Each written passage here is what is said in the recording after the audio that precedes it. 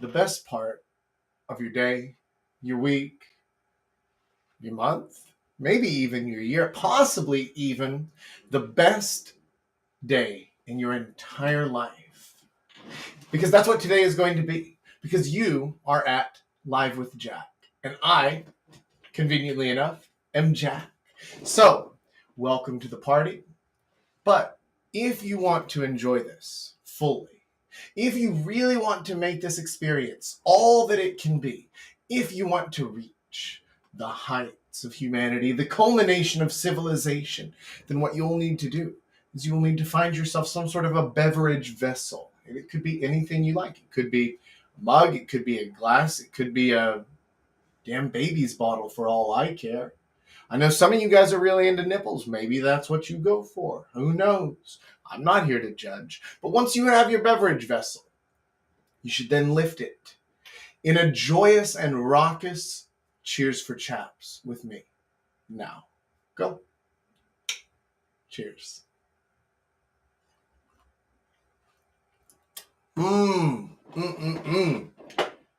It always does taste better when we do it together. Title of your sex tape, isn't it?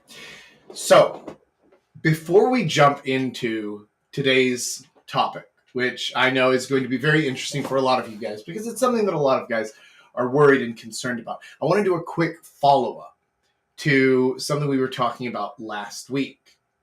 Now, last week we spent pretty much the entire hour talking about AI and how it's going to affect dating and the world in general. So, this morning, I was listening to an interview of Joe Rogan interviewing Steve Jobs.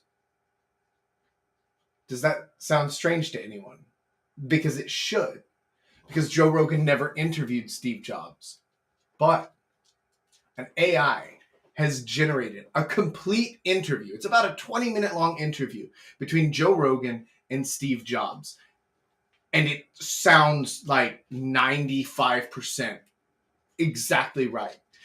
The AI got their voices completely correct, got the cadence, got the mannerisms, all of that stuff.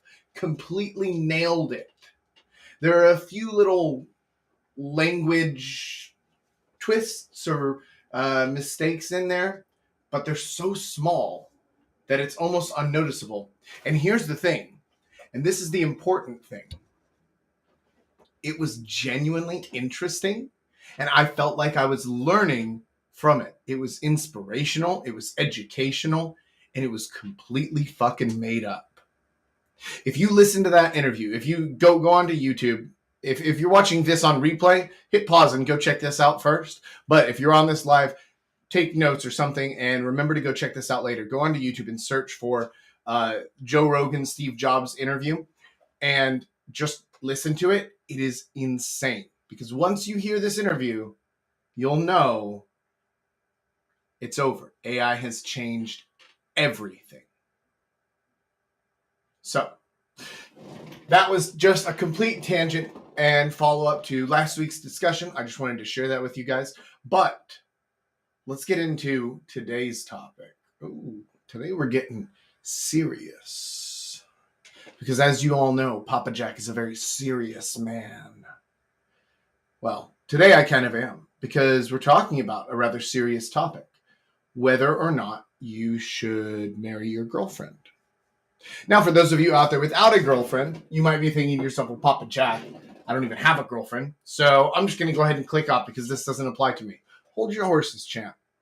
Because before we get to the current girlfriend, should I marry her question, we need to start with a more basic question, which is the difference between the ideal and the real. What does that mean?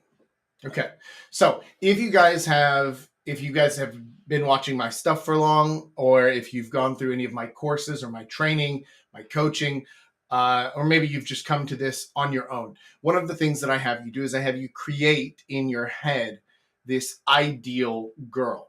And the reason for that, the thought exercise, is important because it helps you to determine what it is that you're actually looking for, so that you're not just walking around grabbing randomly, saying, "Oh, you'll do. Hi, I see that you're willing." Right? That is not an effective way to actually meet people to date in any sort of serious capacity. But you create this ideal girl in your head, this concept of the things that are important to you, the things that matter to you. That girl doesn't exist. And this is an important thing to realize, because while you can create this concept in your head, it's not actually what you're looking for. So, it's not factually correct, but it is directionally correct. It's more of helping you figure out which direction you need to be pushing, which types of girls you need to be pursuing, looking for, keeping your eye out for, tuning your brain in to start seeing. The reality of the girls you meet is not going to be the ideal. And that's actually probably a good thing, because most guys create an ideal in their head of what they think they want, not what they actually want. This light is fucking crazy. It's making me look shiny. I do not like it, Sam. I am. Or maybe it's the camera. Whatever it is. It's annoying. So they create this ideal in their head, but that doesn't really exist, because that's based on things that they think that they want. Whether that's things that they think they should want, or it's things that in their mind seem more important than they actually will become in reality. And also, your ideal doesn't include things that you don't know yet that you do want, right? So that's an important mess of things that are all going against your ideal. Now, the real doesn't meet the ideal. She can never live up to it exactly. But in a lot of ways, the things that she can offer instead of what your ideal has is a trade up. So, let me give an example.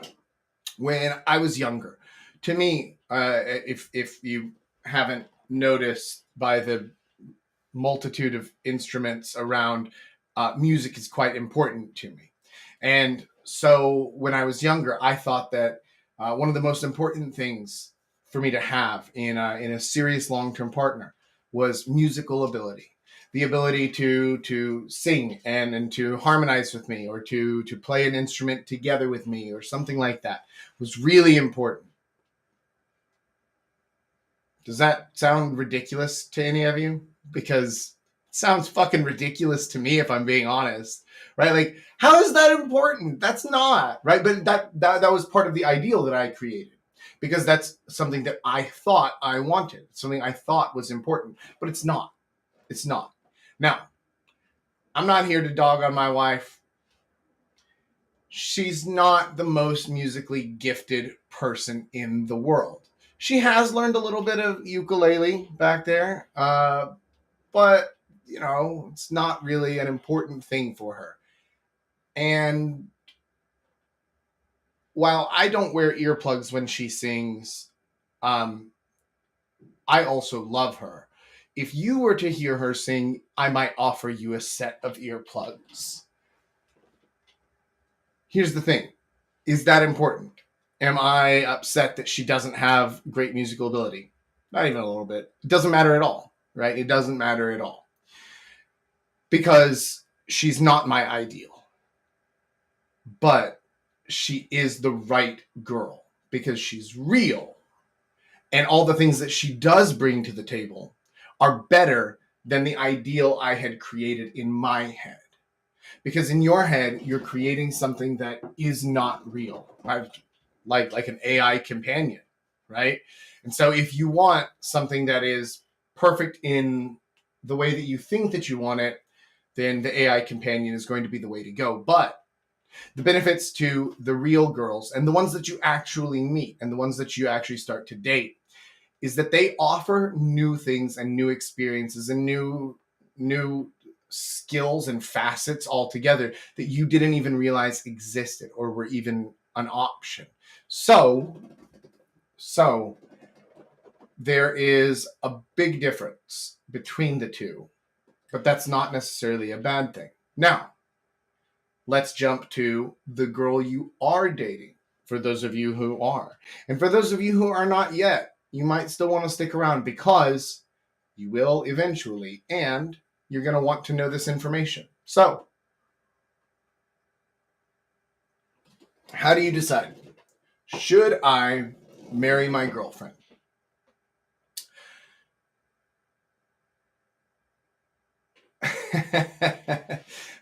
Okay.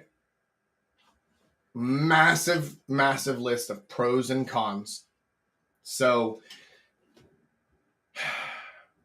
if you live in America or in a Western country with no-fault divorce laws that heavily favor women and literally incentivize them to divorce you when they feel bored,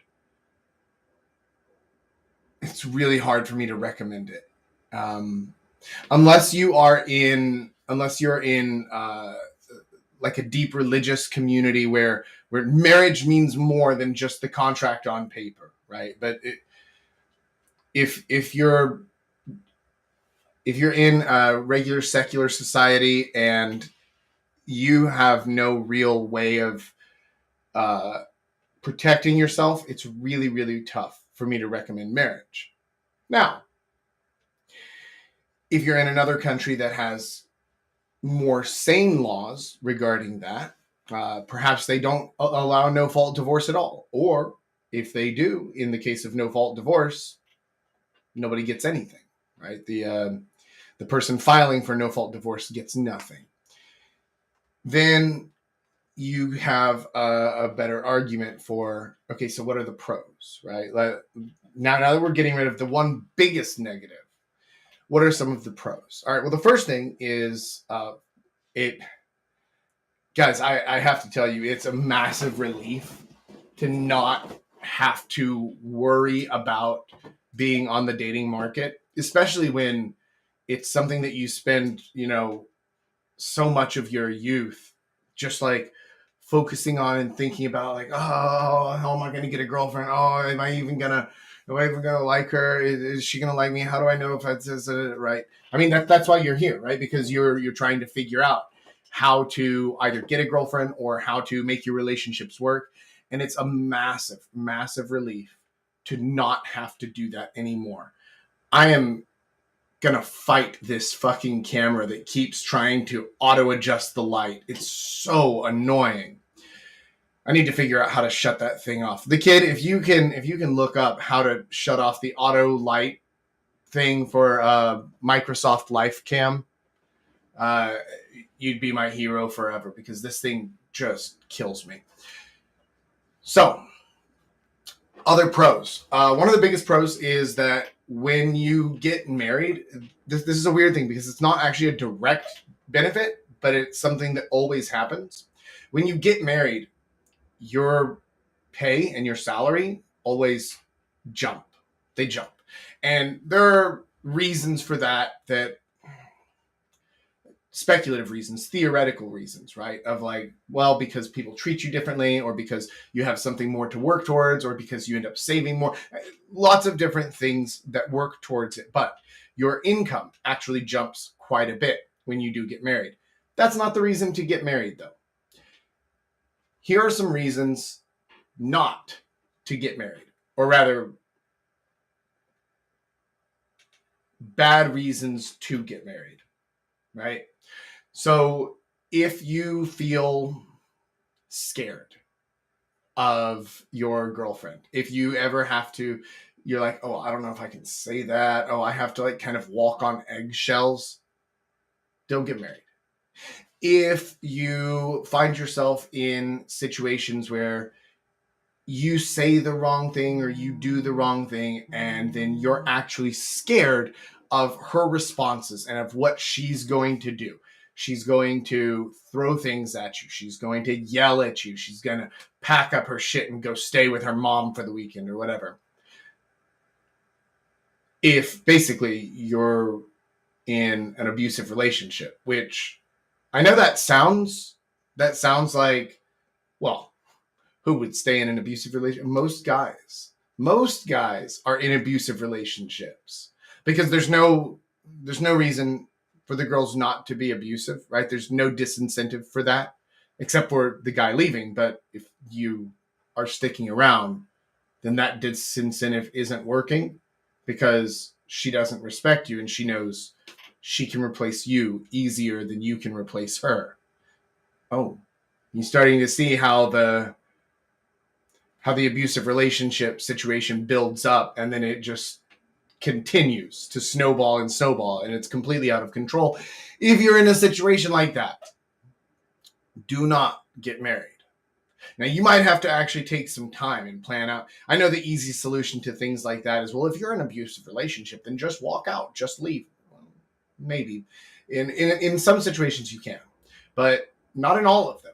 And so you might need to plan your escape, figure out ways to get out, especially if she has really enmeshed herself in your life and in the things that you do and in the people you know and in your work and in your social life and things like that. It can be hard to get out of those situations, but do not get married out of fear of her. Also, do not get married out of fear of being alone. That is not the reason to get married. Let me tell you something. Being alone, it's pretty fucking cool when it's by choice. This is an important thing. It's a massive distinction. And I'm not sure exactly why it exists this way. But, apparently I have not evolved to breathe coffee. Fucking shitty design. Anyway, being alone because you have to, as in, I want someone to be with right now, but I don't have anybody and no one's answering my messages and and I'm just stuck here alone, sucks. That's the worst. Being alone by choice is awesome because that means that you are consciously making the decision like, no. I have options to go out, to see people, to do things, but I want to stay in, watch a movie, read a book, play a game, watch Jack's podcasts, whatever it is that you want to do. When it's by choice, it's awesome. As you get older, if you learn these social skills that I'm teaching you guys, if you learn them now and you practice them, then as you get older, it's always going to be a choice. There will always be friends. There will always be girls. There will always be groups, communities, people who want you around because you're fun to be around and you're pretty freaking awesome. You might not think so, but other people will. And we're going to work on that self-confidence thing there because I'm betting you actually are pretty awesome. That idea of I don't want to be alone, and so I'm scared of that, so I should get married. That's the wrong reason to get married. Don't do that. Don't do that. Whenever you are acting out of fear, you're going to make worse decisions. That's almost always the case, right? That's one of the things is that you're working out of fear or you're working out of some fear of some concept of loss or of aversion. And so you end up making worse decisions than you otherwise would. Do not get married out of fear of any kind. Now, why should you get married? What are some reasons to get married? Well, right? You could go with the economic and the financial reasons. You could go with the social reasons, like doing things as a couple is different than doing things when you're single. It's always going to be different. Whenever you go to events as a couple, then that is different. You end up making couples friends. You do couples things together. For some guys, that's a lot of fun. For others, less so. Good news is you don't have to do it if you don't want to, even if you are married. Your hobbies and interests don't have to actually align all that much. I mean, as you can see, right? Like I said, with the music thing and my weird hat collection and my weird t-shirt collection. This one is just all different Nicolas Cage characters. My wife hates this. She hates most of the things that I do, like the hobbies I have, the interests I have.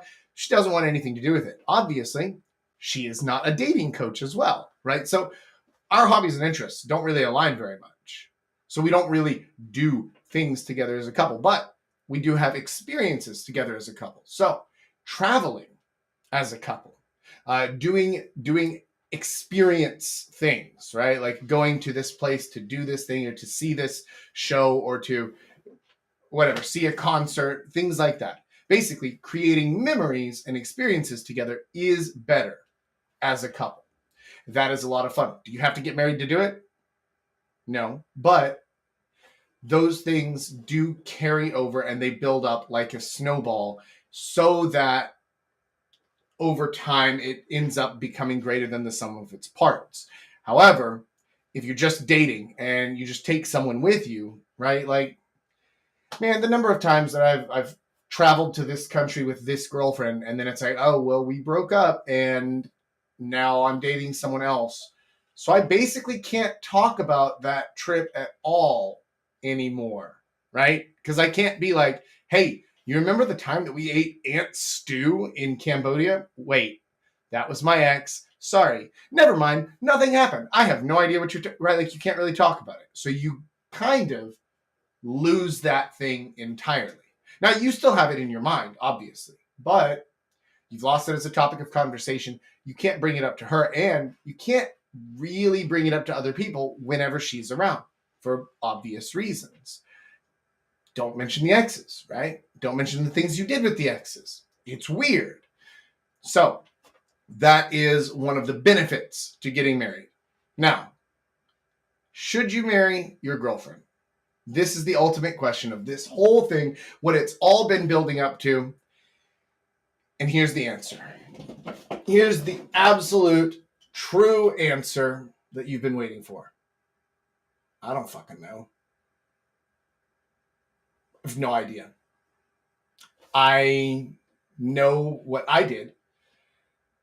I don't regret the decisions that I made. But I have no idea if it's right for you. I don't even know if it's right for me. Right? Like, I might get 5-10 years down the road and be like, wow, that was a massive fuck up. Maybe. Also, if I didn't get married, I might have gotten 5-10 years down the road and thought, wow, I lost a great girl because I just didn't want to commit to marriage. I fucked up. Maybe. I don't know. The future is a really weird thing. And the fact is that any decision you make, understand that you will regret it. But also, if you didn't make the decision, you would still regret it. Get married, you'll regret it. Don't get married, you'll regret it. Have kids, you'll regret it. Don't have kids, you'll regret it. Move to Korea, you'll regret it. Don't move to Korea, you'll regret it. Move to Brazil, you'll regret it. Stay in America, you'll regret it. It doesn't matter what you do because you're always going to be thinking of what could have been otherwise. And this is one of the conundrums of human existence is that we are designed to always be unhappy is not the right word, but hoping for something better, hoping for something different even. And especially in the West, the idea of contentedness and of acceptance of the situation in front of you is very difficult. So, should you marry your girlfriend? I don't know, man. I don't want to give you advice on this because no matter what answer I give you, it's both the right and the wrong one. It's a decision that you're going to need to make for yourself. However, the reasons I told you earlier of not to marry, as in the bad reasons to marry, things based on fear, don't do that and you'll be okay. Don't let yourself stay in abusive relationships. Don't let women take advantage of you. Get out and learn the social skills so that you can replace her easier than she can replace you. Learn how to respect yourself. Learn how to stand up for yourself. And you'll be fine with whatever path you choose. So, with that said, that got a little bit too serious. All right, I just need to loosen up. Hey, look at my Nick Cage t-shirt. Okay, good. Now we're back to normal. All right. Let's go ahead and jump into the Q&A section and bring in the player panel, which today is Korean-sized player panel because it's only about half size. Let's bring in the kid and Julius. What's going on, boys? Not much. How you guys Hello. doing? Good. Doing well. Just got on a bit late because I had to run to the store, so I couldn't join right away. Oh, yeah. Unfortunately. What'd you get? Yeah. I had to help get some pain relieving stuff for my mom. It's for her knee and whatever. Yeah, she's been working part-time to get out of the house, and yeah, it's kind of tough on the knees working retail. Oh, yeah.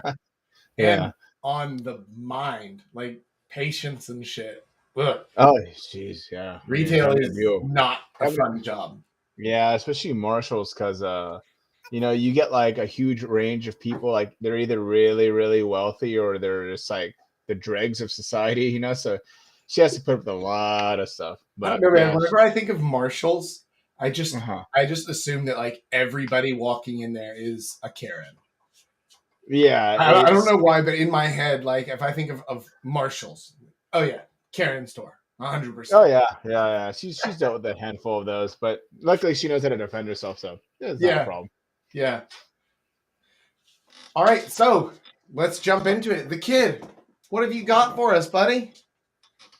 Yeah. So first question is, you touched on kind of like it's a very custom decision you have to make, right? Like the simple conclusion is like avoid this, but effectively you have to analyze, is this what you want at the end of the day? And nothing lives up to your ideal because it's ideal, it's a fake thing, and real life is kind of different compared to the ideal. I guess that was a good summary. But when it comes to the question is, in this current modern day, right? Like, at what age or what stage of life should people specifically be making this kind of decision? Maybe not age, but like a stage. Oh fuck. Okay. Depends on your goals, your life situation.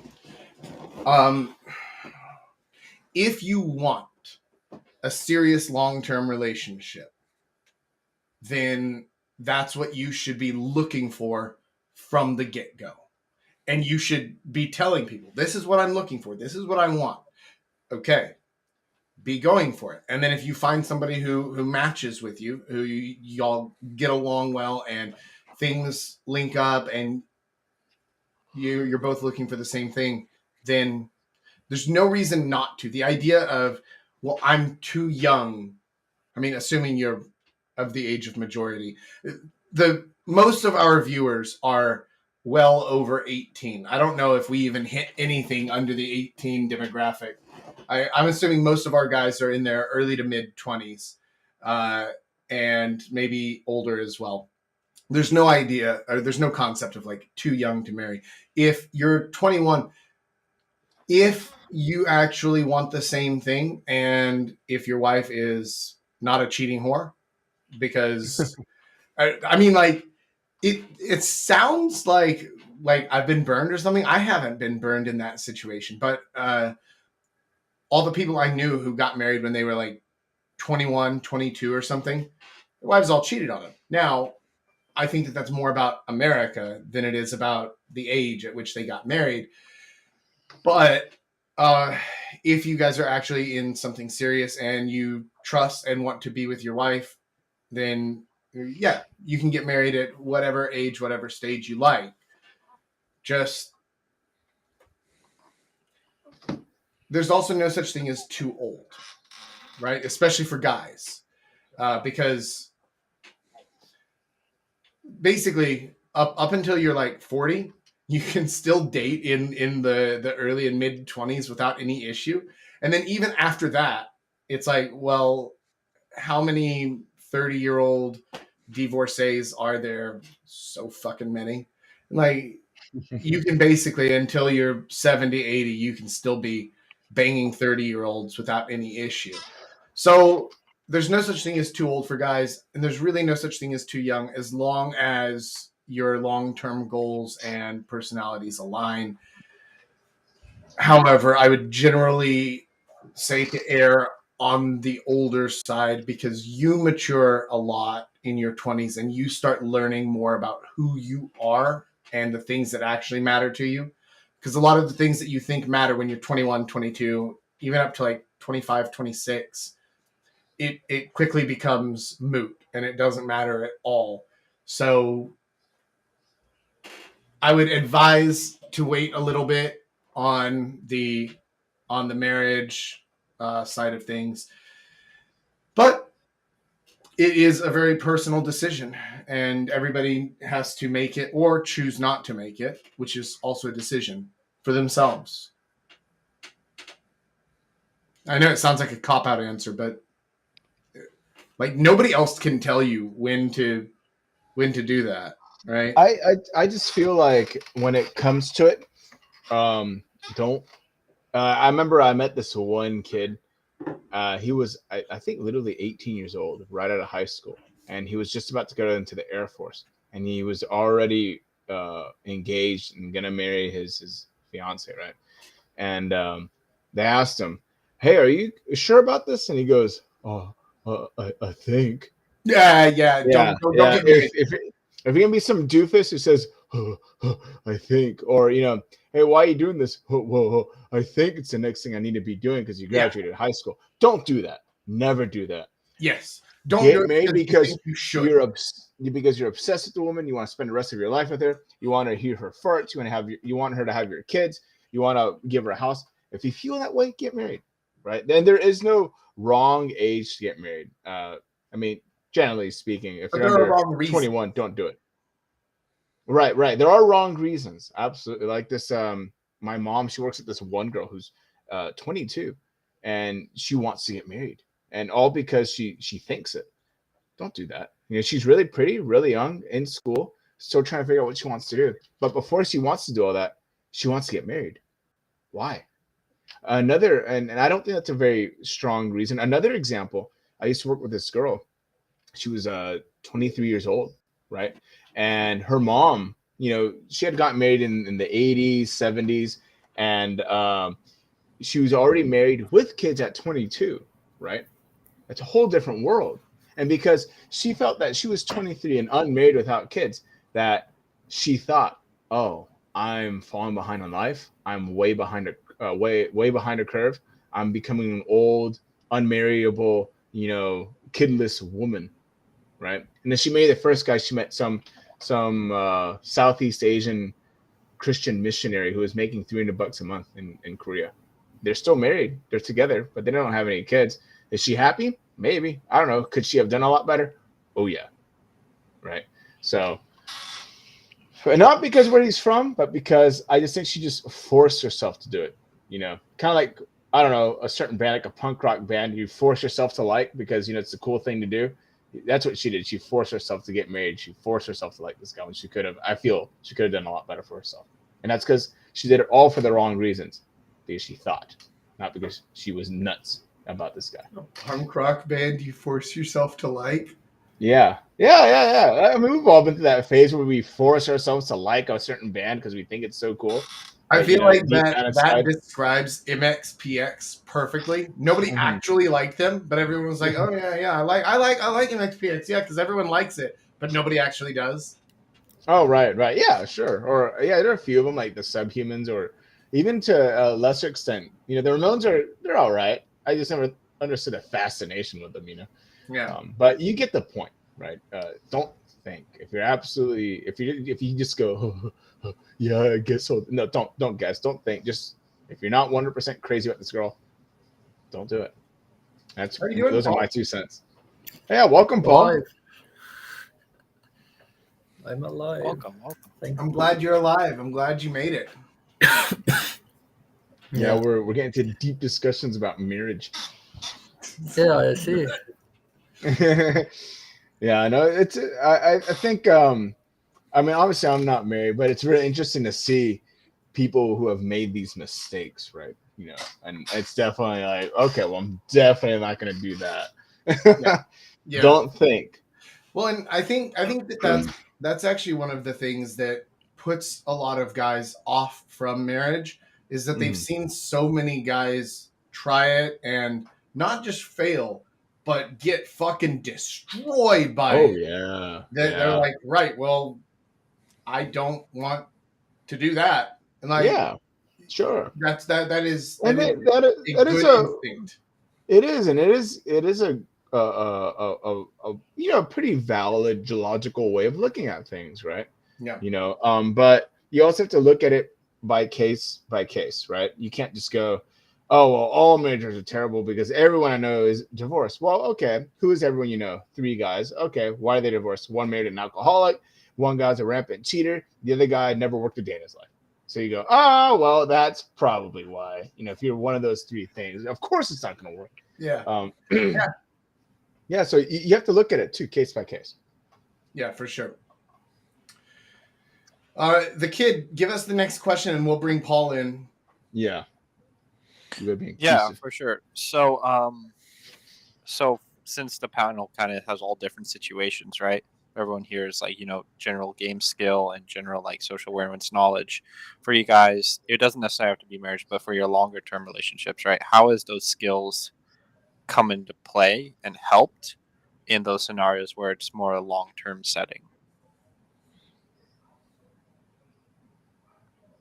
Oh, for sure. Like social skills and game in general, it makes long-term relationships more interesting because you have this constant banter going back and forth from day one, and it never really ends. And it kind of makes life easier in that situation because you are aware that it's not something you need. You're here because you choose it, and then it just brings a greater kind of happiness or joy out of the whole situation, I would say. I absolutely agree. I think communication is a key aspect of any good relationship. And of course, communication goes hand in hand with being very socially aware and very have good game, which Paul says creates good banter.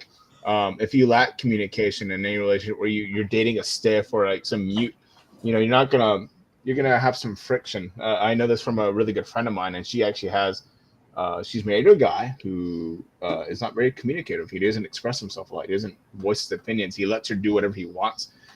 Keeps to himself, really private, really quiet kind of guy, and that's creating problems. And now she's considering divorce because there's no banter. They're not best friends. They're not talking and going out and doing all these cool things like a more social person would, you know. So yeah, I think that's it, how it really plays into all this. Jack. Yeah, I agree with the social things, but I think another important thing that comes with understanding understanding social situations and having lots of experience with people, and especially with women, uh, it helps you to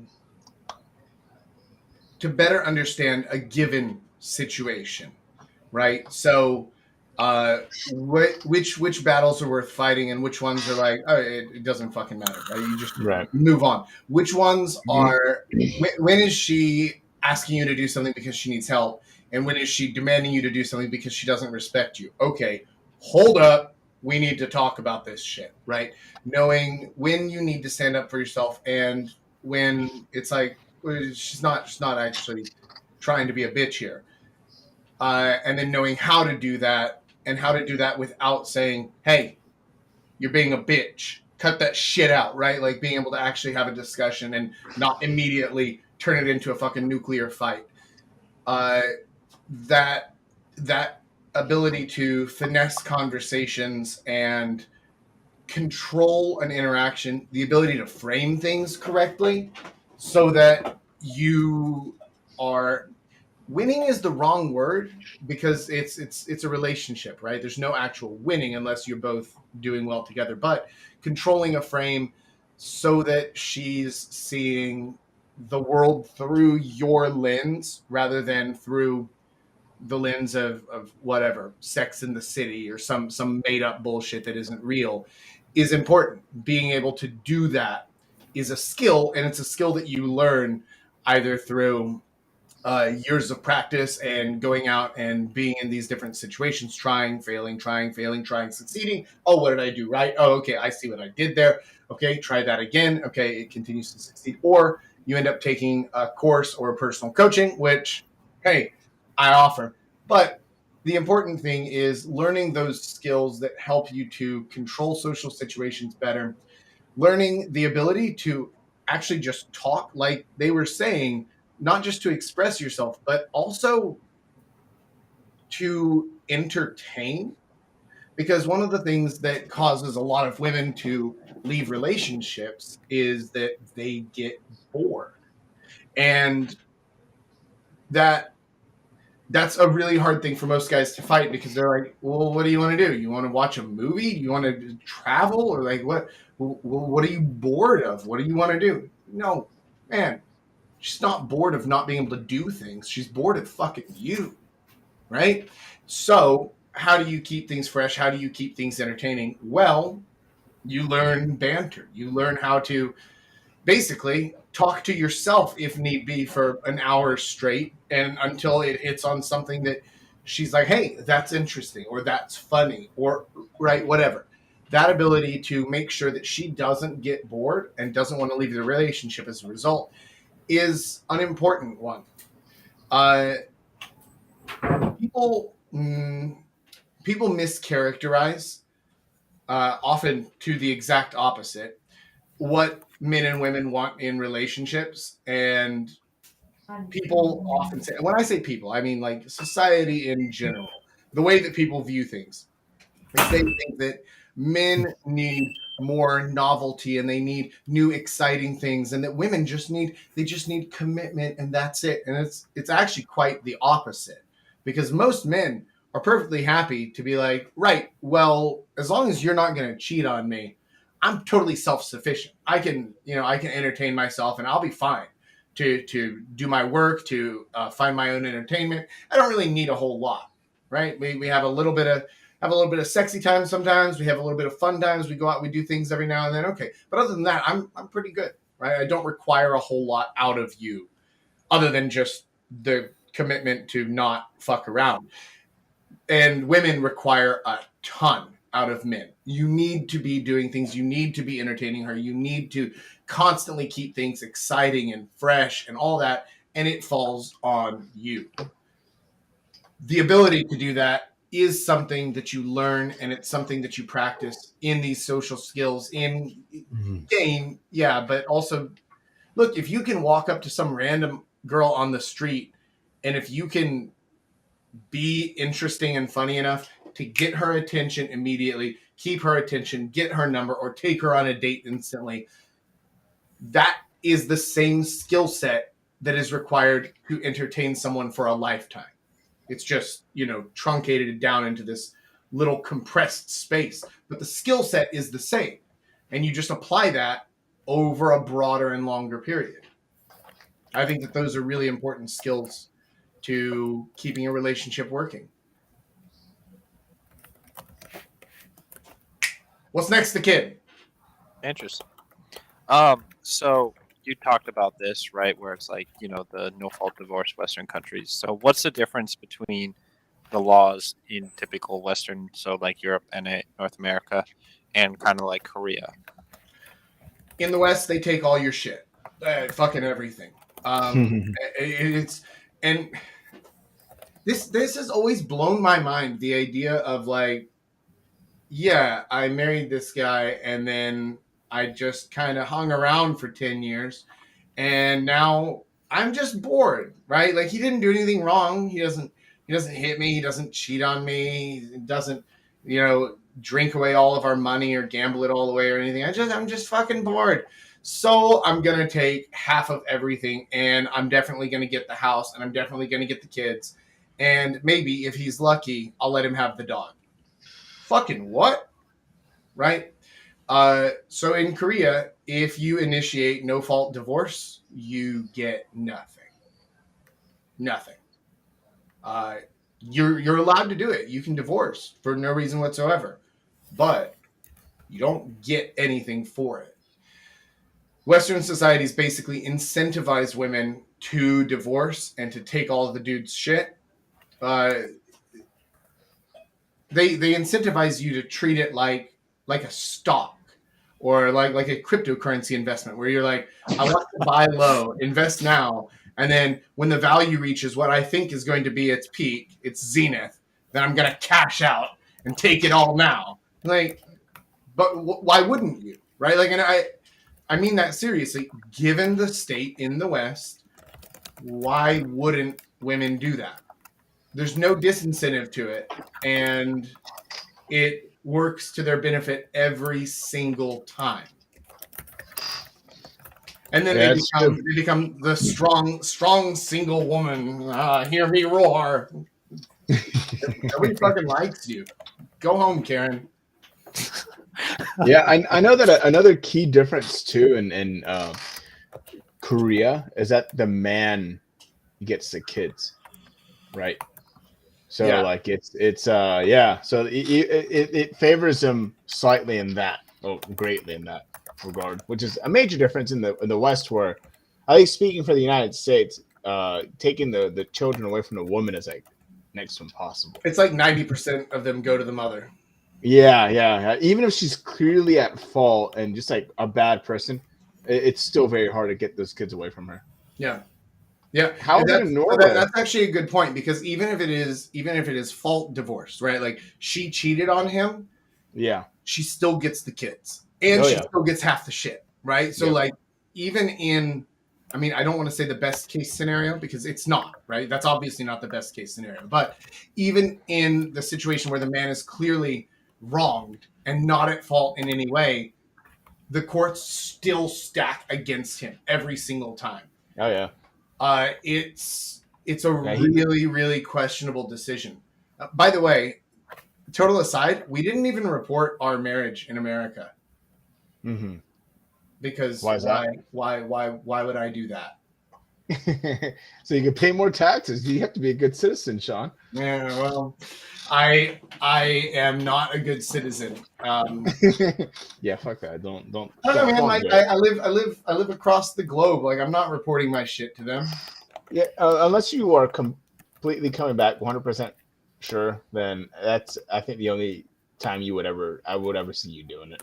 Yeah, right. Yeah. Like basically, I would need an incentive to do it. I would need some reason. Why would I do this? Well, we're going back and we have to buy a house. Okay, now we have to, kind of report this. It's kind of a big deal.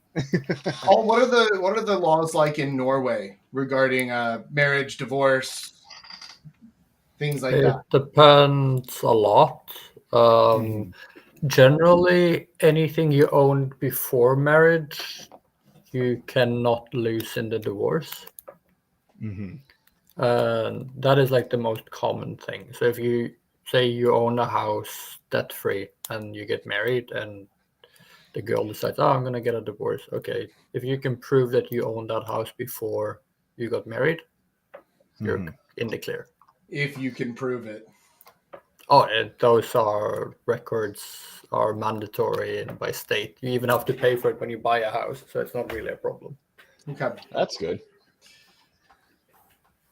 Yeah, usually the mistake people do is they get married, they move into the house of the first, like that the person owned before, and then we want to upgrade, so they sell that house and then they do a joint second house. And then the guy gets fucked. Oh no. Oh man. I could see that happening a million times. Right? And then the divorce, she keeps everything. The guy's living in a one room apartment. Man. Yeah. Life sucks. Yeah. That is not a good situation. And by the way, this is a serious thing, is that if you're going to get married, have an actual talk with your good friends, with people who you trust. And if they say, hey, I don't know about this, you might want to think again, then actually stop, right? Listen to them. Because a lot of times, like, guys will talk to each other and we might give advice and okay, cool, man, yeah, good talk, and then just right out of your head. Or in other situations where it's like a more personal thing, a lot of guys will get angry that their friends don't just automatically agree with them. Man, if you have friends who before you get married are like, they're basically taking that risk of saying like, you might hate me forever, but I have to let you know this. Think twice. Don't get mad at them. Take what they said under very serious consideration, and don't go through with it unless, well, probably don't. But I know that there's no talking somebody out of something that they want to do and that they've already decided to do. However, if you find yourself in that situation, listen to your friends and trust them because they have your best interests at heart. And if the girl is cool and if your relationship is good, then they're all going to be like, yeah, that's great, man. I'm really happy for you. That's really exciting news. Okay, that's a green flag. Go on. I think we have time for one more quick question, the kid, and then I have to go. So, what you got? So you talked a lot about kind of like the red flags, like what to avoid, what not to look for. You hinted on the fact you're not going to find your ideal, right? But for everyone here, kind of what are the green flags they look for maybe for like more long-term stuff at the very least? Agreeableness. And somebody who doesn't get mad, like somebody who understands how to deal with conflict and disagreements. This is important because every long-term relationship, marriage or otherwise, honestly every relationship is going to have disagreements. It's going to have conflict of some kind where you both want different things, or she wants something now and you're like, well, we're not doing that now. That's just not what's happening. You need to have something that works for both of you. Now, for some guys and in some relationships, it works for them to just be like, no, I'm the man. I set the rules. I set the agenda. I lay down the law. That's what this is. And if that works for her, then great. That can be fine. For other guys who are more into the co-governance of the relationship, learning how to go through disputes and go through issues, talk it out, having somebody who's able to do that. You don't want to train someone. You're not trying to raise a fucking toddler. You're looking for a life partner, right? Like they need to already have the skills and be there. Somebody who gets angry easily, they're quick to anger, they lose their shit, and then they either like get really mad and start throwing things, or they just shut down completely and they're like, well, that's it. I'm just not talking to you for a week. Like, you don't want to be in situations like that. You do want to be in situations where you say, okay, we disagree on this. What can we do? How can we solve this to make sure that we're both happy, right? That is a big green flag to look for, and also at the same time a red flag of what not to look for. What do you boys think?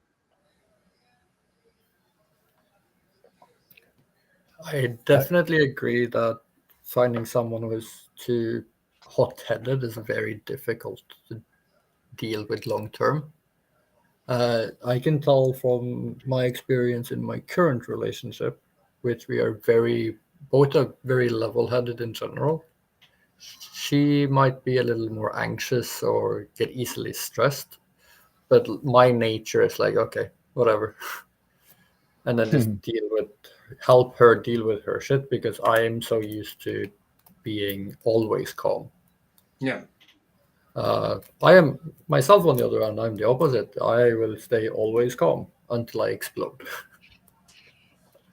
Then the nuke goes off. So Right. it's kind of, you kind of need to balance it out. Luckily for us so far, we had that one episode back in like February, but other than that, we haven't even had a single fight in a year. Wow, So that's really overall, good. it's going pretty well.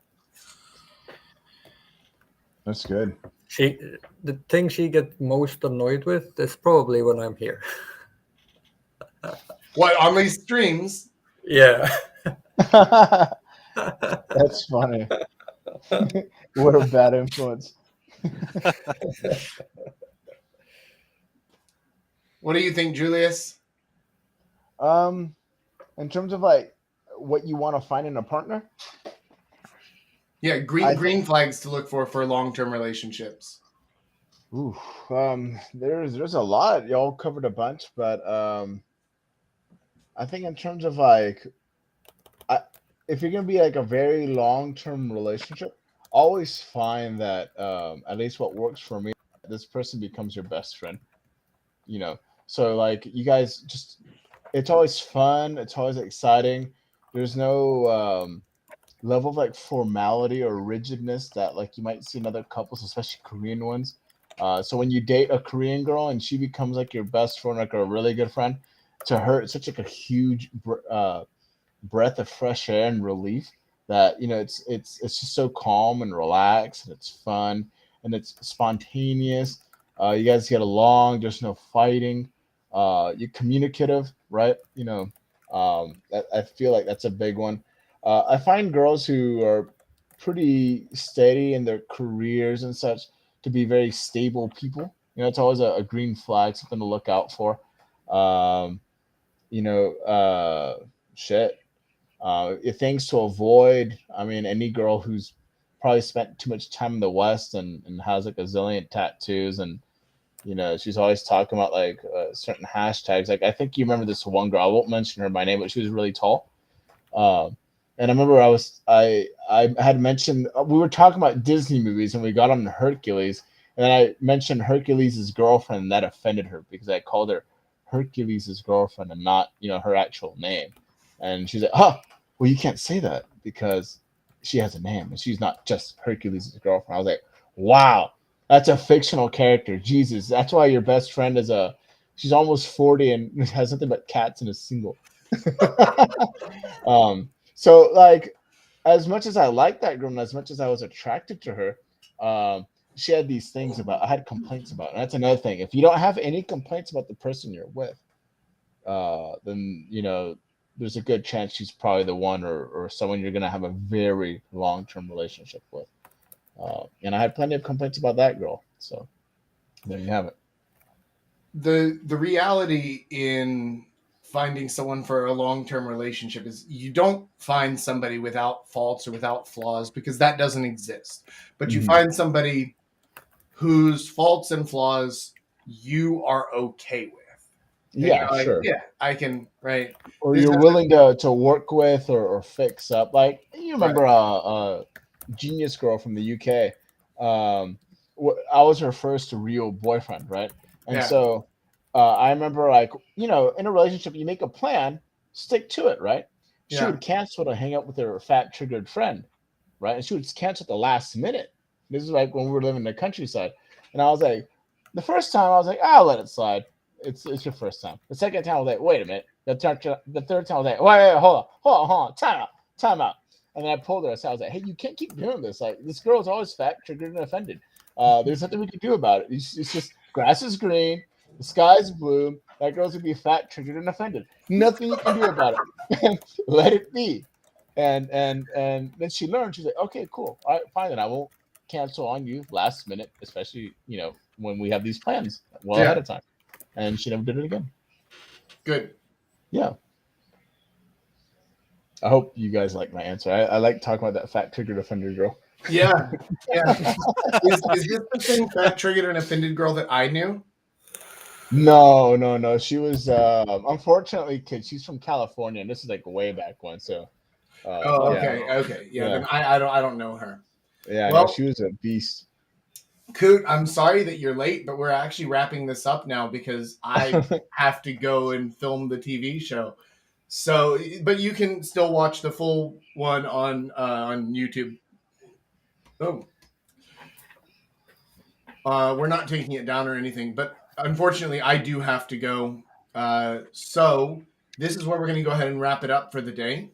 Thank you guys for joining in.